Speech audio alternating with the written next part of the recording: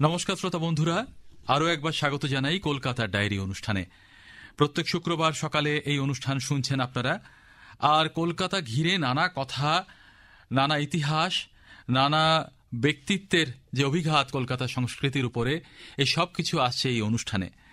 আজকে আমরা যাকে নিয়ে কথা বলবো তিনি প্রখ্যাত নট নাট্যকার এবং বিকল্প ধারার স্থপতি বাদল সরকার। আমরা সবাই জানি যে তার শতবর্ষ আমরা পার করে এসেছি, কিন্তু কি হয়, এমন একজন মানুষের সৃষ্টি, সেটা কোনো একটা সময়ের মধ্যে বেঁধে রাখা যায় না। শুধুমাত্র শতবর্ষের মধ্যেই সেটা নিয়ে কথা বললাম, এমন হতে পারে না। তাই এই নিয়ে আলোচনা চর্চা চলতেই থাকবে। এ সম্পর্কে বা বাদল সরকারের কাজ সম্পর্কে, তার উপর নির্মিত চলচ্চিত্র সম্পর্কে বলার জন্য আজকে আমরা স্টুডিওতে যাকে পেয়েছি তিনিও আপনাদের পরিচিত। আকাশবাণীর অনুষ্ঠানে তিনি আগে এসেছেন। তিনি আরেকজন নট নাট্যকার, লেখক এবং চলচ্চিত্র নির্মাতা অশোক বিশ্বনাথন। নমস্কার। আজকে যখন আপনার সঙ্গে আমরা এই অনুষ্ঠানে কথা বলছি, যেটা আগেই উল্লেখ করলাম যে বাদলবাবুর শতবর্ষ আমরা পার করে এসেছি, কিন্তু মানুষটি এমনই, বিভিন্ন ক্ষেত্রে তার উল্লেখ থাকবে। আমরা আপনার নির্মিত চলচ্চিত্রের কথায় যাব, কিন্তু শুরুতে এভাবে জানতে ভালো লাগবে যে আপনি বাদলবাবুর সঙ্গে জড়িত হলেন কিভাবে, কবে? আমি পড়েছি পুনার ফিল্ম ইনস্টিটিউটে, তখন নাম ছিল film and television institute of India. আজকে ওটা এক বিশ্ববিদ্যালয়ের মহাবিদ্যালয় হয়ে গেছে, ইউনিভার্সিটি। সেইখানে বাদলবাবু আমাদের ফ্যাকাল্টি ছিলেন, উনি আমাদের শেখাতেন। এবং তখন উনি নতুন এক তত্ত্বায়ন করেছিলেন, যেটাকে থার্ড থিয়েটার বলে সবাই। তিনি ওই থার্ড থিয়েটারের কিছু আঙ্গিক নিয়ে শুধু যে বিশ্লেষণ করতেন তা নয়, ওয়ার্কশপ করতেন, কর্মশালা চালাতেন এবং আমাদের দিয়ে অভিনয় করাতেন। আমি পড়তাম পরিচালনা বিভাগে, তো পরিচালকদের তো অভিনয় সম্পর্কে জানা দরকার এবং অভিনেতাদের পরিচালনা করা দরকার। সেইটার জন্যে ওকে নিয়োগ করা গিয়েছিল যে কিভাবে অঙ্গ সঞ্চালন করবে, এবং নানান ধরনের উপায়ে উনি আমাদের উদ্বুদ্ধ করেছিলেন। সেই থেকে ওর সঙ্গে পরিচয়, এবং তারপরে কলকাতায় ফিরে আসায় যখন আমি ওর বাড়িতে যেতাম, আমি ওর নাটকের দ্বারা ভীষণভাবে অনুপ্রাণিত হয়ে একাধিক নাটক মঞ্চস্থ করেছিলাম। আচ্ছা, পুনার এই সময়টা কোন বছর বা কখন? আমি 82 থেকে 85 আমার স্নাতকোত্তর পড়াশোনা করি, পোস্ট গ্রাজুয়েট ইন সিনেমা। তারপরে 1 বছর করি ভিডিও প্রোডাকশন 86-তে। তো উনি আমাদের পড়িয়েছেন 85 সালে। আচ্ছা, ওই সময় আপনার সঙ্গে প্রথম যোগাযোগ, এবং তারপরে বাড়ি বলতে উত্তর কলকাতায়, তাই তো? উত্তর কলকাতার ওর প্যারি রোয়ের বাড়ি, ওই স্কটিশ চার্চ কলেজের প্রায় উল্টো দিকে একটা গলি, বিখ্যাত বাড়ি, এবং সেইখানে আমরা যেতাম।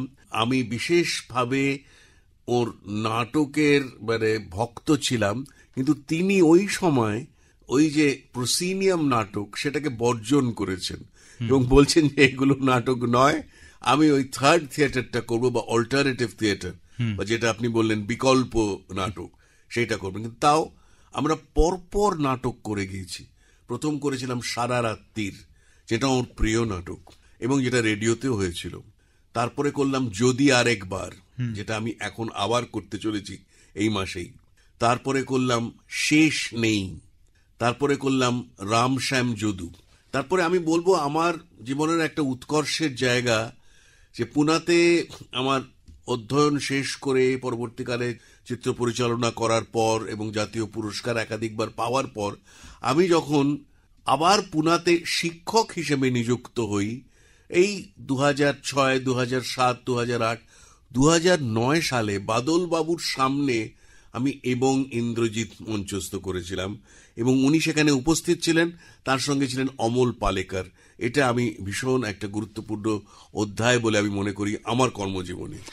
এই যে বাদলবাবুর সঙ্গে আলাপ, বাদলবাবুর সঙ্গে কথোপকথন, বা তার লেখা নাটক তার সামনে উপস্থিত করা, এটা তো আছেই, কিন্তু তাকে ঘিরে যে বিষয়টা, এমন নয় যে তার মতো যাকে বলে কেরিয়ার গ্রাফ কারো পৃথিবীতে নেই, তা নয়। তবু এটা তো বিস্মিত করে যে একজন মানুষ ইঞ্জিনিয়ারিং পড়লেন, বিভিন্ন জায়গায় দেশে বিদেশে কাজ করলেন, তারপর হঠাৎ করে ছিটকে বেরিয়ে গেলেন, সেই বৃত্ত থেকে বেরিয়ে গিয়ে অন্য ধারার এই যে নাটকের কথা এলেন।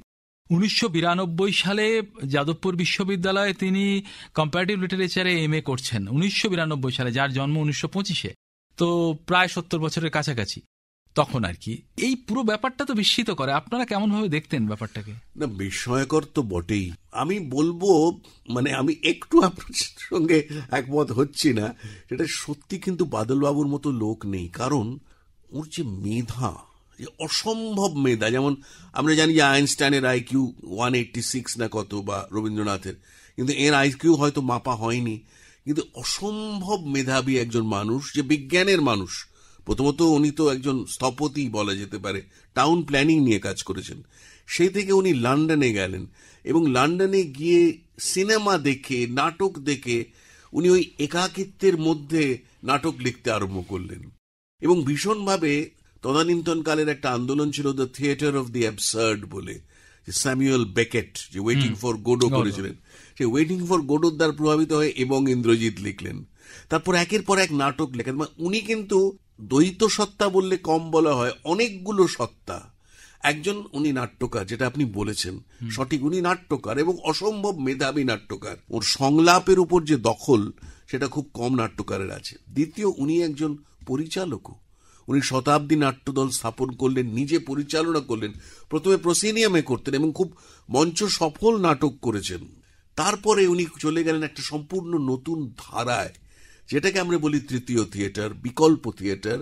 কারণ তিনি একটা রাজনৈতিক মতবাদ থেকে সেই ধারায় উনি এলেন, এবং সেই সময় উনি ভীষণভাবে সমাজতন্ত্রে বিশ্বাসী ছিলেন। ওর মনে হয়েছিল যে নাটক করতে গিয়ে অর্থটাই সবচেয়ে বড় রূপ ধারণ করেছে। এই পয়সার পেছনে আমরা ছুটছি, আমরা নাটক এমনভাবে সাজাচ্ছি যাতে আরো টাকা উপার্জন করা যায়। এই টাকা নামক বস্তু, বা উনি যেটাকে বলছেন দৈত্য, এই টাকা নামক দৈত্যকে বার করে দিতে হবে সবকিছুর থেকে। উনি তখন শুরু করলেন তাঁর নাটক, যেটা এক ধরনের পুয়ার থিয়েটার, যেখানে প্রায় কোনো বাজেট নেই, নিজেরাই সবকিছু করছেন, এবং যদি কেউ কিছু দিতে চান তারা দিতে পারেন। এইভাবে থার্ড থিয়েটার শুরু করতে একটা মানুষের এতগুলো সত্তা, তো সত্যি বিস্ময়, সত্যি বিস্ময়। 60-এর দশকের মাঝামাঝি সম্ভবত তার লেখা ত্রিংশ শতাব্দী, আমাদের আকাশবাণীতে সেটা প্রচারিত হয়েছে সেই নাটক। তো এই যে যখন আমরা ভাবি এই সংলাপ লেখা, এমন একজন মানুষের হাতে লেখা, যিনি সম্পূর্ণ অন্য জায়গা থেকে এসে নাটকটাকে অ্যাপ্রোচ করলেন, বুঝলেন এবং স্থির করলেন যে আমি এভাবে নয় অন্যভাবে নাটকটাকে আনবো। কখনো তার সঙ্গে কথা হয়েছে যে ওয়েটিং ফর গোডো তো আপনি একটা উদাহরণ দিলেন, এরকম ভাবে কি কখনো তার সঙ্গে আলোচনা হয়েছে যে এই ফর্মটাকে তিনি কোথা থেকে গ্রহণ করেছেন আলাদা করে? উনি ভীষণভাবে নাটক দেখতেন এবং সিনেমা দেখতেন, কারণ বিদেশে খুব একা ছিলেন তখন। তো একটা সিনেমা উনি দেখেছিলেন, দ্য গোস্ট গোজ ওয়েস্ট বলে, এবং সেই থেকে বল্লভপুরের রূপকথা। কিন্তু এত সুন্দর তার রূপান্তর, মনে হবে যে মৌলিক নাটক। এমনকি এই যে সারা রাত্রির বা যদি আর একবার, ওখানে লেখাই আছে যে কিছু কিছু বিদেশি নাটক অথবা বিদেশি চলচ্চিত্রের দ্বারা প্রভাবিত, যেমন Ramshyam Jadu, we are all angels. তো উনি ভীষণ ছবি দেখতেন এবং ওর ইংরেজির উপরও খুব ভালো দখল ছিল। এর সঙ্গে যে আধুনিক যে প্রবণতাগুলো নাটকে আসছিল আস্তে আস্তে, যেটা পরবর্তীকালে অল্টারনেটিভ থিয়েটার হলো, সে সম্পর্কে উনি ওয়াকিবহাল ছিলেন। ওর গ্রটস্কির সঙ্গে একটা খুব ভালো সম্পর্ক ছিল। উনি এবং পরবর্তীকালে প্রবীর গুহ, যাকে বলা যেতে পারে ওর শিষ্য, তাঁরা কিন্তু গ্রটস্কির ছাত্র, এবং গ্রটস্কির সঙ্গে আদান প্রদান হয়েছে। দ্বিতীয় হচ্ছে, উনি রিচার্ড শেকনারকে খুব পছন্দ করতেন, এবং একটা জওহরলাল নেহরু ফেলোশিপ নিয়ে বাদলবাবু চলে যান আমেরিকাতে, এবং সেখানে রিচার্ড শেকনারের থিয়েটার উনি বোঝার চেষ্টা করেন। তাই আপনার প্রশ্নটা অত্যন্ত তাৎপর্যপূর্ণ এই কারণে যে সত্যি ইনি বিভিন্ন জায়গা থেকে প্রভাব নিয়ে নিজের থিয়েটারটাকে তৈরি করেছেন, প্রভাবিত হয়েছেন, কিন্তু সম্পূর্ণ নিজস্ব একটা ধারা তৈরি করেছেন। শ্রোতা বন্ধুরা, স্টুডিওতে অশোক বিশ্বনাথন আলোচনা করছেন, প্রখ্যাত নাট্যকার এবং বিকল্প ধারার স্থপতি। এভাবেই চিনতে চেয়েছি আমরা তাকে, বাদল সরকারকে নিয়ে। আমরা তত্ত্বের কথায় যাচ্ছিলাম, কিন্তু যারা শোনেন তারা হয়তো তত্ত্বের থেকে ওই কাহিনীটাকে পছন্দ করবেন বেশি। ধরা যাক, এভাবে যদি আপনাকে জিজ্ঞাসা করি, আপনি রাজি হবেন কিনা জানি না, এবং ইন্দ্রজিৎ আপনি করছেন বাদল সরকারের সামনে, সেই স্মৃতি আপনি তো বললেন, সংলাপ মনে আছে যেটা আপনি বলেছিলেন ওইখানে? জানি না এতদিন পরে হঠাৎ করে এরকম ইমপ্রম্পচু এরকম একটা ব্যাপার, কিন্তু এটাই হয়তো এই লাইভলি ব্যাপারটা মানুষ হয়তো গ্রহণ করবে।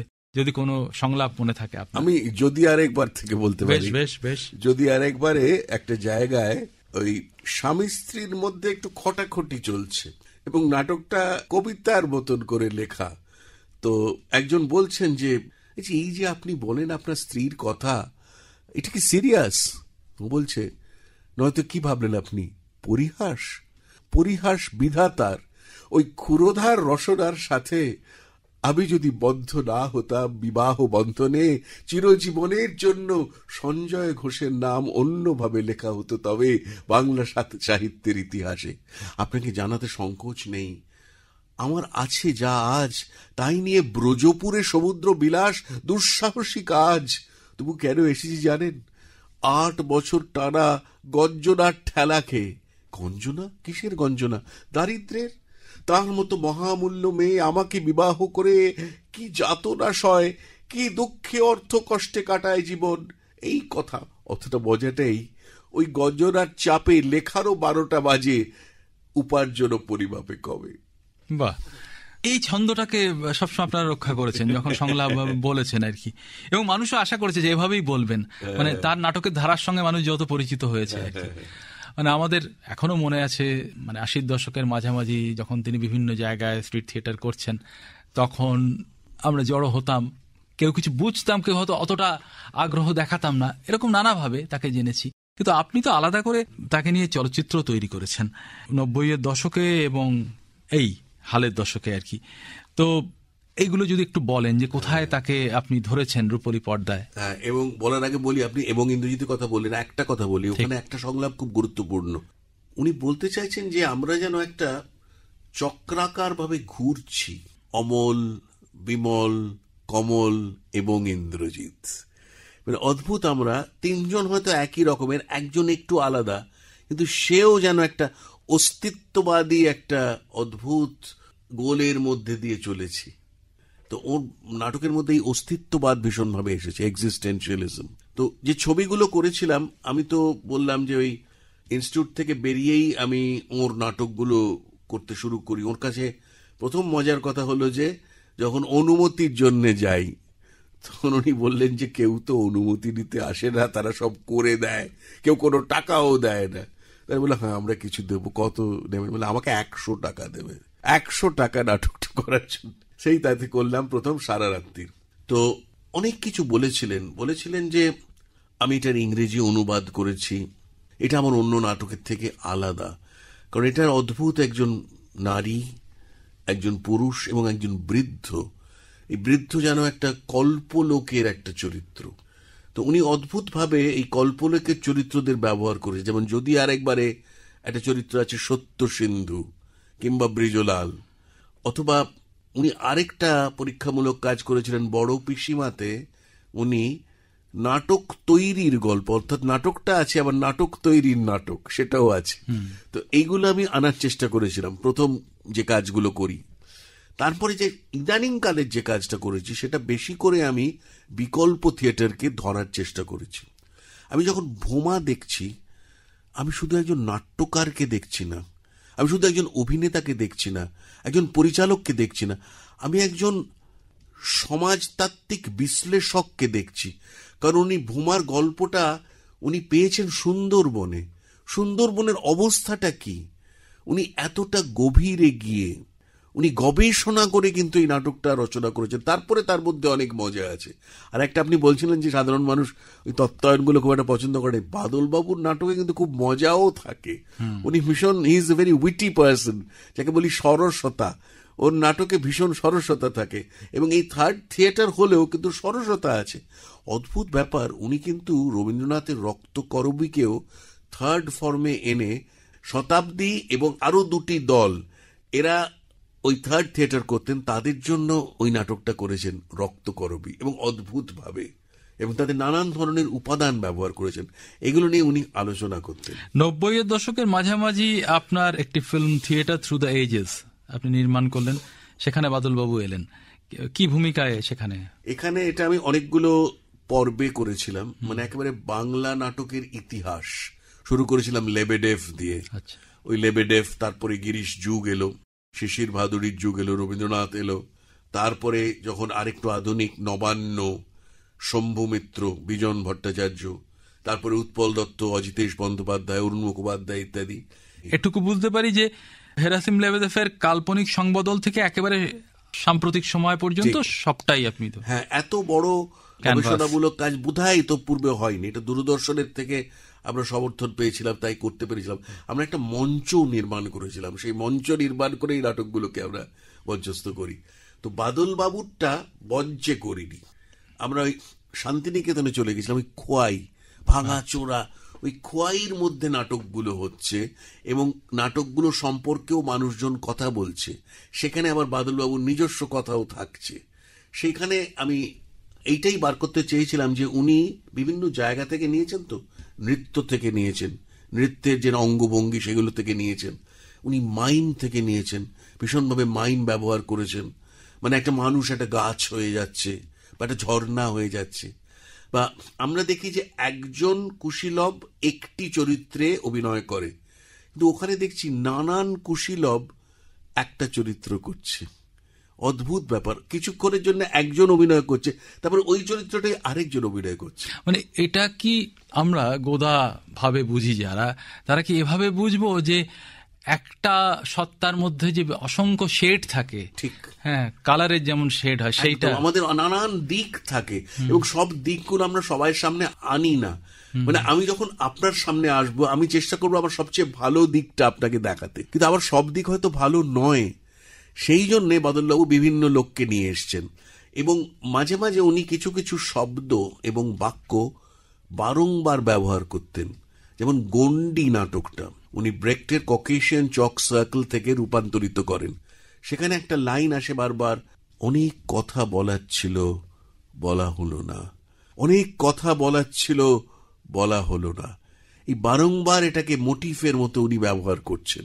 তো এই যে শব্দগুলো ব্যবহার করা, এই যে বাক্যগুলো ব্যবহার করা কাব্যিক, কিন্তু কাব্যময়তার মধ্যেও একটা ভীষণ রাজনৈতিক বার্তা কিন্তু উনি পৌঁছে দিচ্ছেন। এখানেই একটা প্রশ্ন, ধরা যাক এই প্রজন্ম পরবর্তী প্রজন্ম যখন এটা জানতে চাইবে, যে শোনা যায় বা দেখাও যায় যে রাজনৈতিক আদর্শে বিশ্বাস করেন যারা, সেটা ব্যক্তি হতে পারেন, দল হতে পারে, তাদের নাটকের একটা অভিমুখ এমনভাবে থাকে যেটা অনেক সময় আগে থেকে বলে দেওয়া যায় এবং ওইটার দিকেই যেন যেতে হবে এই ব্যাপারটা চলে। আমরা জানি, উদাহরণে যাব না, হ্যাঁ, একটা পর্বে আমরা দেখেছি এই রকম নাটক মঞ্চে বারবার শেষটা একই রকম। বাদলবাবুর যে সৃষ্টি, সেখানে কখনো এই রকম একটা নির্দিষ্ট অভিমুখ থাকতো না, সেটা নয়। মানে আপনি যেটা বলছেন ওই লাল লণ্ঠন শেষে তুলে দেওয়া, সেটা কিন্তু নয়। উনি কিন্তু যদিও সমাজতন্ত্রের দ্বারা প্রভাবিত, নাটকের শেষে বা নাটক চলতে চলতে নানান ধরনের জটিলতা তৈরি করতেন, যে এটাই কি ঠিক পথ, প্রশ্ন করতেন। এটা নাও হতে পারে, এটা একটা পথ আমার মনে হচ্ছে, কিন্তু অন্য পথও তো হতে পারে, বা এটা তো করতে গিয়ে আমরা একটা ভুল করে ফেললাম। এই ভুলগুলোও কিন্তু আছে। মানুষ যে নানানভাবে ভঙ্গুর, ভেঙে যায় মাঝে মাঝে, আবার খুব দৃঢ়, এইগুলো ভীষণভাবে এসেছে। এবং সবচেয়ে বড় কথা, বাদলবাবুর নাটকে যে নারী চরিত্র, উনি কিন্তু খুব ভেবে চিন্তে সেই নারী চরিত্র তৈরি করেছেন। উনি কখনোই পুরুষতান্ত্রিক একটা দৃষ্টিকোণ থেকে করেননি।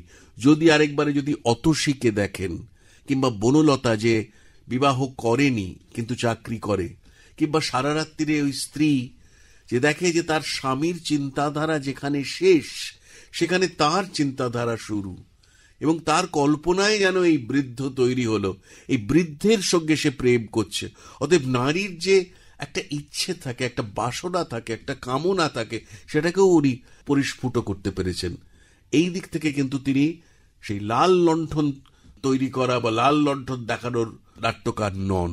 মানে বিশ্ববিদ্যালয়ের অধ্যাপক বা অধ্যাপিকা যেমন একটা শব্দ ব্যবহার করেন মেটাথিসিস, যেটা একটা বড় কাঠামো বোঝায় এবং সেটার মধ্যে সবকিছু যেন ঠিকঠাক রাখা আছে, প্রত্যেকটা তাকে মানুষ এভাবেই আচরণ করবে, তা যে বাস্তবের সঙ্গে সঙ্গতিপূর্ণ নয়, সেটা এরকম সৃষ্টিকর্তার হাতে বোঝা যায়। এবং তার নাটকের মধ্যে আমরা যদিও দেখেছি, তবু আপনার মুখ থেকে শুনতে চাইছিলাম যে এই মেটাথিসিস অনুসারী নয়, মানে এই একটা পথেই যাব, এটাই হতে হবে, আগের থেকে বলে দেওয়া যায়। মানুষ ওই যে বললেন ভঙ্গুর, মানুষের ওই যে বললেন বহু মানুষ একটা চরিত্র অভিনয় করছে, অনেকগুলো শেড, অনেকগুলো রূপকে আনছে। তার মানে বাদল সরকারকে আমরা চিনব সেইভাবে, যিনি মানুষের প্রকৃত রূপটাকেই সামনে তুলে ধরেন আর কি। ঠিক, ঠিক। এবার এই মানুষটাকে নিয়ে যখন আপনি ফিল্ম করছেন বাদল সরকার অ্যান্ড দ্য অল্টারনেটিভ থিয়েটার, তখন তিনি নেই, প্রায় তার প্রয়াত হয়ে যাওয়ার প্রায় 10 বছর পরে আপনি ফিল্মটা তৈরি করছেন। তখন আপনার রসদ কি, কিভাবে এগিয়েছেন? আমরা প্রথমেই প্রবীর গুহর শরণাপন্ন হলাম, কারণ আমার মনে হয়েছে বাদল বাবুর পরে মানে সামগ্রিক ভারতবর্ষের প্রেক্ষিতে যে মানুষটির কথা মনে আসে তিনি হচ্ছেন প্রবীর গুহ, যিনি বাদল বাবুর সঙ্গে ছিলেন, কিন্তু পরবর্তীকালে তিনি সম্পূর্ণ নতুন একটা পথ অবলম্বন করলেন। তিনি বিকল্প থিয়েটার, কিন্তু তিনি বাদলবাবু সম্পর্কে জানেন, তার বইও আছে, তার সঙ্গে আলাপ আলোচনা করলাম। তিনি আরো অনেকগুলো মানুষের সঙ্গে আমাকে পরিচয় করালেন, যেমন জিন্না বলে একজন যিনি সাম্প্রতিককালে পুরস্কৃত হয়েছেন, যিনি বাদলবাবুর সঙ্গে ছিলেন, যেমন কল্লোল, যার ইলাম বাজারের কাছে একটা আখড়া তৈরি হয়েছে। তো এদের সঙ্গে আমি আলাপ আলোচনা করলাম এবং ঠিক করলাম যে এরা যে নাটকগুলো করছে সেগুলো দেখাবো, এবং সেগুলোর মধ্যে থেকে আমি বাদলবাবুকে টেনে আনবো যে কোথায় বাদলবাবুর প্রভাব। একটা তো প্রভাব খুব সুস্পষ্ট, যে প্রসিনিয়াম যেমন কুশীলবকে বেঁধে দেয় ওই স্টেজের উপরে, এবং স্টেজের উপরে থাকে কুশীলব আর নিচে নিচে থাকে যারা দর্শক, সেই যে বিভাজন, সেই বিভাজনটা আর থাকছে না। যারা দেখছে তাদের মধ্যেই অভিনয় হচ্ছে। সেটা কিন্তু বাদলবাবু আগে করেছেন অঙ্গন মঞ্চে কিংবা একাডেমির উপর, এমনকি কিছু মানুষও ছুটছে, মানে ছোঁয়া, যেটা আমরা এটাকে বলি দৃশ্যশ্রাব্য মাধ্যম, কিন্তু ছোঁয়ার যে ব্যাপারটা সেটাও এনেছেন বাদলবাবু। তো সেইটা আমি করলাম। তারপরে বাদলবাবুর যে পুরনো ইন্টারভিউগুলো ছিল আমার কাছে, সেগুলো নিয়ে একটু নাড়াচাড়া করলাম, দেখলাম, অন্যান্য ইন্টারভিউ দেখলাম, ওর কণ্ঠস্বর ব্যবহার করার সিদ্ধান্ত নিলাম। তারপর উনি যেগুলো পরিচালনা করেছেন, যেগুলো এখনো হয়, শতাব্দীর দেবাশিস তাকে পেলাম, যে একেবারে সেকেন্ড ম্যান ছিল বাদলবাবুর পরে, তারা নাটক করলো। এবং এদের যে নতুন যে গ্রুপগুলো শতাব্দী হচ্ছিল, শতাব্দীর সঙ্গে যারা ছিল, তাদের নাটকগুলো আমরা তোলার চেষ্টা করলাম, যেটা হচ্ছে রক্তকরবী। এরপরে আমরা নিজেরা কিছু ওর প্রসিনিয়াম নাটকে চলচ্চিত্রায়ন করার চেষ্টা করলাম। যেমন আমরা একটা নাটক করলাম প্রলাপ, মনে হবে সত্যি প্রলাপ, কিন্তু অসাধারণ একটা পাগলামি, পুরোটাই পাগলামি, কিন্তু পাগলামির মধ্যেও কিন্তু একটা মানে আছে, a kind of sense, the non kind of sense. মানে হ্যামলেটের সেই বিখ্যাত কথা আছে না, I am but mad north north West, and when the wind is southerly I know a hawk from a handsaw, ঠিক সেরকম। তো প্রলাপটা করলাম। তারপরে আমরা পঙ্কজ মুন্সি, যিনি বাদলবাবুর খুব কাছের মানুষ, তার কাছে গেলাম। তিনি তার অভিজ্ঞতার কথা বললেন। বেশ কিছু মানুষকে এই যে আমরা যেরকম সাক্ষাৎকার করছি, এরকম সাক্ষাৎকার তৈরি করলাম। শ্রমিক বন্দ্যোপাধ্যায়, রুদ্রপ্রসাদ সেনগুপ্ত, বিভাস চক্রবর্তী, সবাই যে সব ব্যাপারে সমর্থন করলেন তা নয়। অনেকে থার্ড থিয়েটারকে মেনে নিতে পারেননি, বা বাদলবাবুর অবদানকে সবাই কিন্তু সেই উচ্চ শিখরে রাখলেন না। আবার কিছু মানুষ, যেমন অসিত বসু, ভীষণভাবে বাদলবাবুকে সমর্থন করলেন, যিনি কলকাতার হ্যামলেট করেছেন। এইভাবে আমি চলচ্চিত্রটাকে সংগঠিত করলাম। আচ্ছা, একটা কথা, এই ফিল্মটা তো এই মুহূর্তে আমরা শব্দ মাধ্যমে অন্তত দেখতে পাচ্ছি না। একটা জিনিস বোঝার চেষ্টা করছি পরিচালকের কাছ থেকে, সেটা হচ্ছে যে কাজটা করতে করতে, এমন তো নয় শুধু ফিল্মের জন্যই এই কাজটা আপনি করেছেন, আপনি আলাদাও বুঝেছেন, তাদের কাছে গিয়েছেন। কখনো মনে হয়েছে যে প্রসেনিয়াম আর থার্ড থিয়েটার, এই যে দুটো শব্দ আমরা ব্যবহার করছি আজকে, এই দুটো একে অপরের পরিপূরক, নাকি মনে হয়েছে যে বিরুদ্ধচারী? হতে পারে পরিপূরক, এবং সেটাই কিন্তু প্রবীর গুহা চেষ্টা করেছেন, যে প্রসিনিয়ামের মধ্যে থেকেও প্রসিনিয়ামের বাইরে যেতে পারে। এবং আরেকটা উদাহরণ দিই, যে উৎপল দত্ত তো প্রসিনিয়াম নাটকই করতেন, ওই পথনাটিকা ছাড়া, মূলত প্রসিনিয়াম।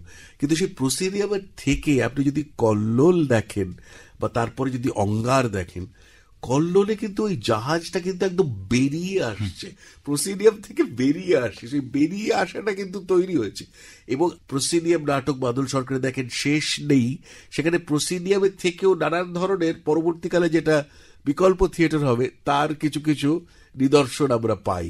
তাই আমি বলবো যে এমন থিয়েটারও হতে পারে যে আংশিকভাবে প্রসিনিয়াম আর আংশিক প্রসিনিয়ামের বাইরে।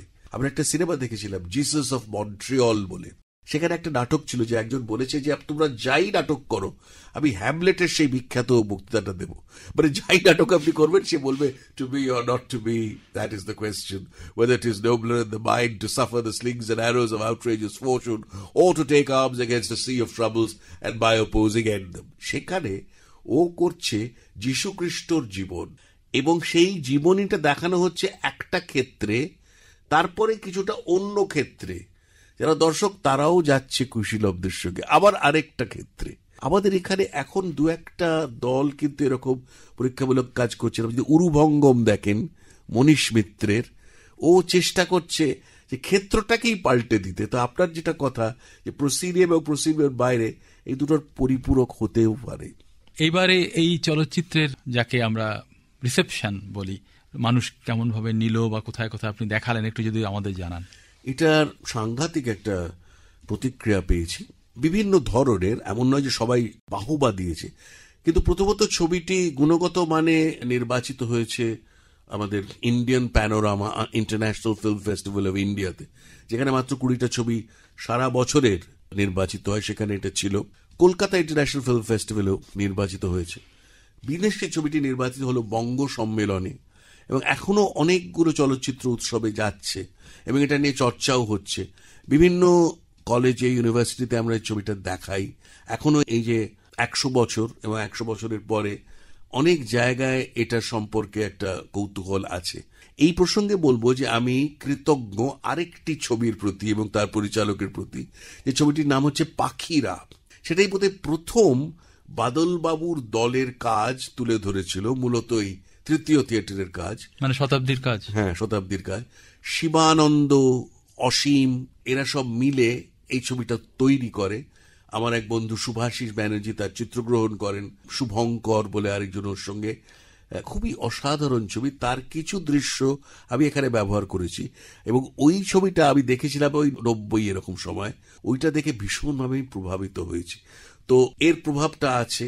তার ফলে এই যে ছবিটি, এই ছবির মধ্যে কিছু আমি বলবো বিতর্কিত মন্তব্য, বিতর্কিত কথাবার্তা আছে, যার ফলে অনেকে যেমন ভীষণভাবে পছন্দ করেছে, অনেকের মতবিরোধও আছে কিছু কিছু জায়গায়। বাদলবাবুর ব্যক্তিগত জীবনও এখানে এসেছে, কিন্তু সেটাও আমরা দেখিয়েছি, এবং সেখানেও কিছু সমস্যা ছিল। এবং যেমন উনি নানান কাজ করেছেন যেগুলো বৈপ্লবিক। প্রায় 70 বছর বয়সে তুলনামূলক সাহিত্য বিভাগে অন্তর্ভুক্ত হওয়া, তখন ওর ক্লাসে পাশে বসত সুমন মুখোপাধ্যায়, অরুণ মুখোপাধ্যায়ের ছেলে সুমন মুখোপাধ্যায় এখনকার পরিচালক, সে বসত। এবং শুনেছি যে কোনো একদিন, এবং ইন্দ্রজিৎ পড়ানো হচ্ছিল, উনি ছিলেন তখন, নাকি শিক্ষক বলেছেন, মানে যিনি অধ্যাপক, যে এই ক্লাসটা যখন আমি করব আপনি একটু বাইরে যাবেন, আপনার সামনে আমি এটা পড়াতে পারবো না। তো বাধ্য হয়ে বাদলবাবুকে বাইরে যেতে হয়েছিল। তো যাই হোক, উনি তো সসম্মানে উত্তীর্ণ হয়েছিলেন। তো এই ছবিতে এইসব নানান ধরনের মজার ব্যাপারও আছে, ছবিটা দেখলে বোঝা যাবে। কিন্তু মূল যে জায়গাটা, ওর যে সমাজতন্ত্রের প্রতি ভালোবাসা এবং যে দীক্ষিত হয়েছেন, তারপরে সেই সমাজতন্ত্র আস্তে আস্তে ভেঙে যাওয়ার যে ব্যাপারটা, তাতেও তার উপর কি প্রভাব পড়ল। তারপরে এই যে পারমাণবিক বিস্ফোরণের যে জুজুটা ত্রিংশ শতাব্দী ভীষণভাবে গ্রাস করেছে, কিংবা খাটমাট ক্রিম, এইসব নাটকের মাধ্যমে ঠিক এখন যে পরিস্থিতিতে আমরা আছি, এই যে ভ্রষ্টাচার ভীষণভাবে আমরা দেখছি চারিপার্শ্বে, এই যে অসৎ মানুষের মানে একটা প্রাবল্য তৈরি হয়েছে, উনি তার বিরুদ্ধাচরণ করেছেন। উনি একজন মানুষ যে নিজের কথা একদম ভাবেননি, কারণ বাদলবাবু মানুষ হিসেবেও একটা মহান ব্যক্তি। তার মতবাদের সঙ্গে আপনি নাও একমত হতে পারেন, এটা তো স্বাভাবিক। তার নাটকের যে রীতি পদ্ধতি, তার বাইরে আপনি ভাবতে পারেন, কিন্তু মানুষ হিসেবে বাদলবাবুর তুলনা নেই। আমরা অনেক কিছু পেয়েছি বাদলবাবুর কাছ থেকে। আপনার কথার এই সুরটাকেই রেখে আমরা অনুষ্ঠান শেষ করব। এরপরে বোধহয় আর কোনো কথা বলা যায় না, কোনো প্রশ্ন আর রাখা যায় না। আজকে অশোক বিশ্বনাথন আলোচনা করলেন বাদল সরকারের কাজ সম্পর্কে, জানালেন বাদল সরকারকে নিয়ে নির্মিত তার তথ্যচিত্র সম্পর্কে, এবং শুনতে শুনতে কোথাও ওই শুধু তথ্যটা জানা নয়, তার সঙ্গে যে আবেগটা থাকে সেটাও আমাদের ভিতর প্রবেশ করে যাচ্ছিল। আশা করছি কোনোভাবে আপনাদেরও ছুঁয়ে গেছে। কেমন লাগলো জানাতে ভুলবেন না। অশোকবাবুকে অনেক ধন্যবাদ জানাই স্টুডিওতে এসে কথা বলার জন্য। নমস্কার। নমস্কার।